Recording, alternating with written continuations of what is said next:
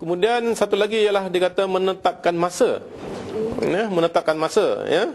Maknanya ciri-ciri pertubuhan organisasi yang berintegriti ialah dia selalu selalu tepat pada masa yang telah ditentukan, ditetapkan, ya. Soal penentuan masa ini satu benda yang penting. Kalau kita patut mesyuarat pukul 9 lah kita mula. Jangan dalam notis pukul 9, pukul 10 baru nak datang, baru nak buka pejabat, ya. Itu tak betul. Mungkin orang dah tertunggu, ya. Dan masa ni macam-macam lah, ya. Contohnya kalau dalam undang-undang, ya, bulan 12 kita tutup akaun, contohnya, ya. Jadi tepat bulan 12 tu kita tutup akaun, dan lepas tu kita audit akaun, ya, untuk syarikat atau untuk koperasi. Ini dikatakan menepati atau menetapkan masa. Kemudian adil dan saksama.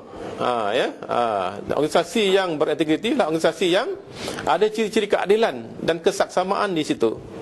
Ya, adil dan saksama. Ya, jadi segala peraturan, segala undang-undang, segala dasar, segala keputusan yang dibuat oleh pemimpin ataupun pihak yang bertanggungjawab perlulah adil, ya, kepada semua pihak.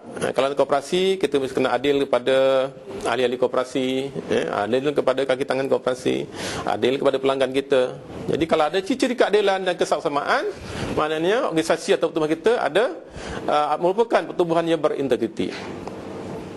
Dan seterusnya berhemah tinggi, ya. Organisasi ataupun pertubuhan yang berintegriti, dia ada ciri-ciri berhemah tinggi di sana.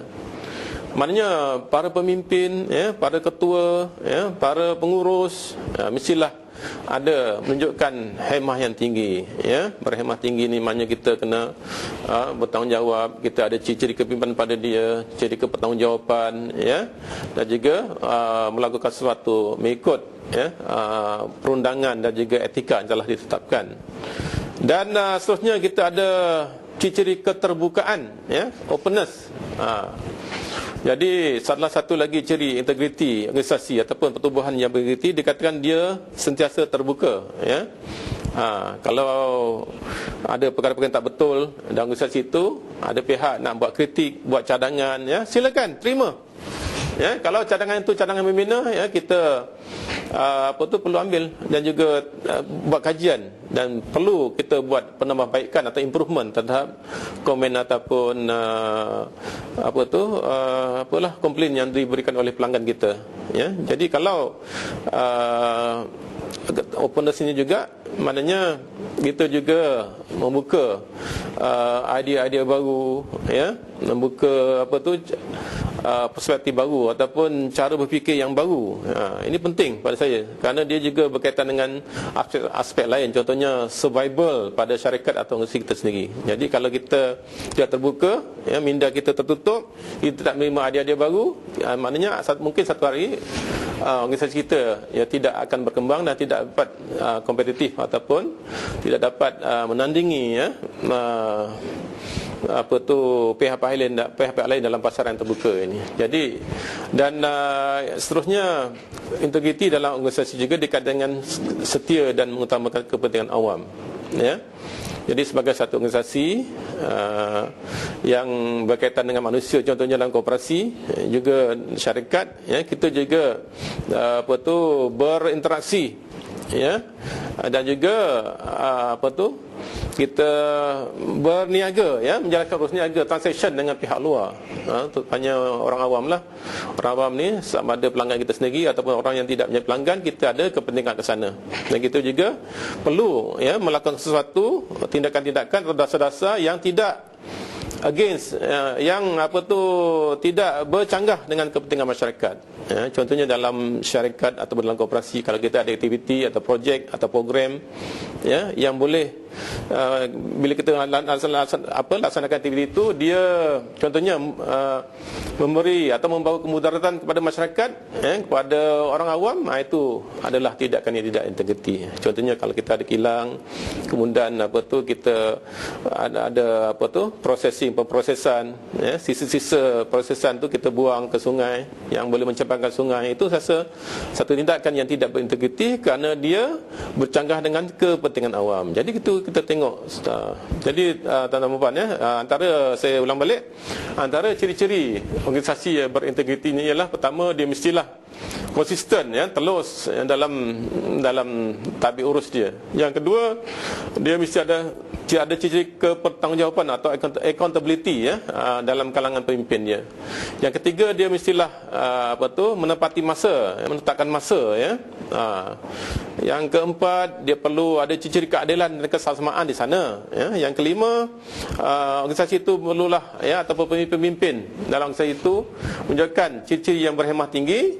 Kemudian ada juga ciri-ciri keterbukaan, ya, openness, ya, dalam organisasi itu. Dan akhirnya organisasi berkenaan atau koperasi berkenaan dia segala tindakan dan juga dasar-dasar dibuatnya tidak bercanggah dengan kepentingan orang ramai atau kepentingan umum.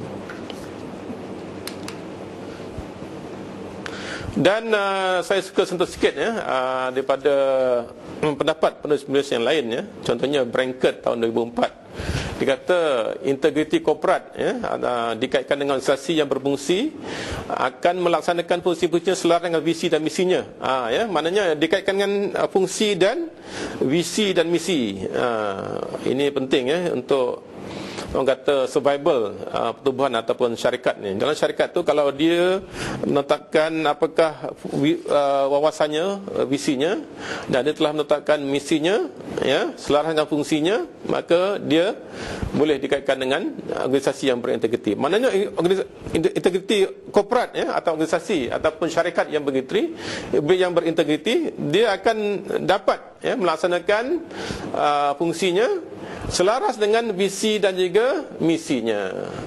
Jadi kalau kita ada syarikat atau pertubuhan, kita buatkan satu wawasan, buatkan satu misi, tapi kita dapat mencapai wawasan kita, tidak mencapai misi kita oleh kerana satu sebab tertentu, maka kita dianggap, organisasi kita belum dianggap sebagai organisasi yang berintegriti, ya. Atau kalau syarikat kita belum berintegriti kerana gagal mencapai wawasan yang telah ditetapkan. Kemudian Hush Badger ataupun Dan Stringer, dua orang ni, pada tahun 2003 ada menyebutkan bahawa integriti juga dikaitkan dengan kepimpinan korporat atau CEO yang dipertanggungjawabkan atas perlakuan mereka. Ini kita kaitkan dengan apa yang dikata tadi, kepertanggungjawaban lah, accountability, ya. Maknanya dalam integriti korporat ini, pemimpin ataupun CEO perlulah bertanggungjawab atas apa yang mereka buat, ya. Kalau syarikat itu rugi, dia kena bertanggungjawab. Kalau syarikat untung, dia akan dapat, ya, habuan ataupun kebaikan daripada apa yang dia buat. Jadi ciri-ciri kepertanggungjawaban, ya, ataupun